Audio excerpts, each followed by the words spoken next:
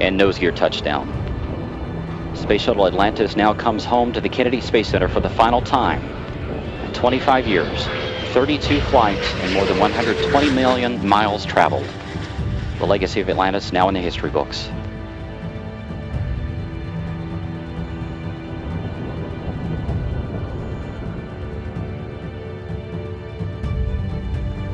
In the vast skies of possibilities, some dreams are grounded by barriers. But what if we could give wings to dreams? This is the story of the CAF Youth Pilot Initiative, where the sky is not the limit, but the beginning.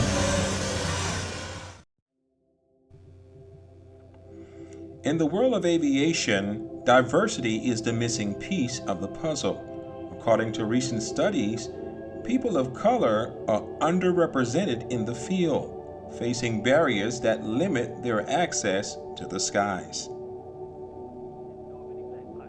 Meet Rocky Smith, the visionary behind the CAF Youth Pilot Initiative. He shares with us the driving force behind his mission. 6 blocks away from Mac Ross, who was one of the first 5 Tuskegee Airmen to get their wings in the military. But I didn't know about him. Nobody ever taught me about him. It wasn't in the schools. I didn't know it. And so when I finally did find out that there was such a thing as a Tuskegee Airman, I realized I should have fought a little harder. In terms of being challenges, when I decided to become a pilot, becoming a pilot is probably the hardest thing I've ever done and the most expensive. And so finances was a challenge, but I was blessed because my wife just gave me carte blanche to do whatever I needed to do to get my license. And so I did. It took me a few years, but I did finally get my license. In terms of flying, I've been very, very blessed to be helped by a lot of different people who help me fly. But the number one thing I hear all the time is, black people fly? And it's overcoming that mental mindset has been one of the biggest challenges I have in my aviation career. The CAF Youth Pilot Initiative is not just a program, it's a journey.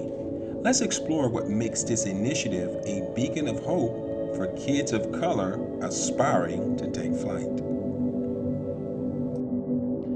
In terms of diversity, I think it's critical for multiple reasons, because not only do people of color need to know more about what's out there, I believe firmly that as people of color get involved with organizations that typically did not have them before, we can change that organization.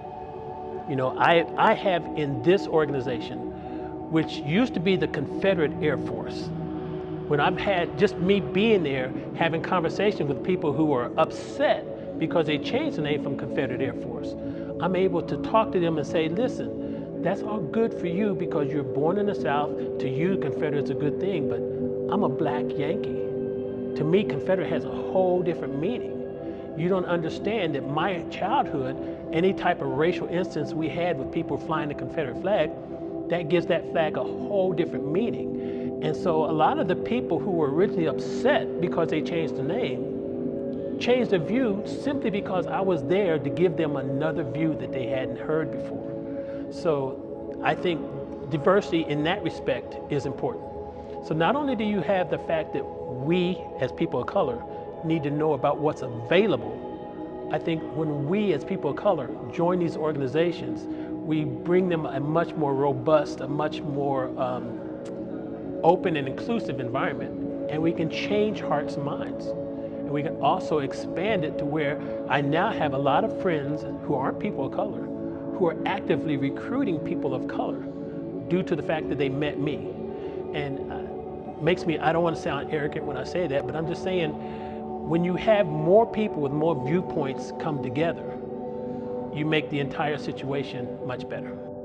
I think it's really amazing for the CAF to build this building to give several kids in this community just the opportunity to come and learn so much about history that's not known, from the airplanes to just the history that's all around, from the WASP and Red Tails, the Tuskegee Airmen. There's so much history here that's not known or that's overlooked in the world. So I think this building is amazing, and it gives people a great opportunity to come here and learn something that you may not have learned in history class or anywhere. So I think this is a great start to get your foot in the door of the knowledge of just the history of the airmen and airwomen in the world. I suppose the main thing I hope people take away, the final takeaway, is that you don't have to be a pilot. You don't have to be a mechanic. You don't have to be in aviation. All you have to do is dream. And when you dream, pursue those dreams. Work for those dreams. Nobody's going to give you anything. So if you want it, you got to work for it. And don't let anybody tell you you can't do it. None of this would be possible without the support of our sponsors and partners who believe in the power of diversity. Their contributions help us reach new heights. Join us in February on the 9th and 10th. Come down to see our hidden gem in South Dallas. Bring the kids, bring the family, bring everyone you know. We're going to have a good time, a good event. We'll be doing Kids Days on Friday, and we'll be having adults, kids, and everyone else for our pancake breakfast fly-in Saturday, and the museum will be open all day.